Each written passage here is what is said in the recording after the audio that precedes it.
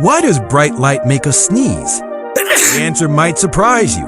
When you suddenly look at bright light, like the sun, your eyes send a strong signal to your brain's visual center.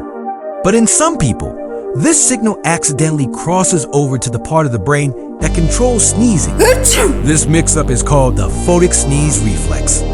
Basically, the bright light overstimulates nearby nerves, confusing the brain into triggering a sneeze, even though there's no irritation. Scientists think it's a genetic quirk affecting about 30% of people worldwide. If you found this fascinating, subscribe and hit the bell to catch more amazing facts on Wow Effect.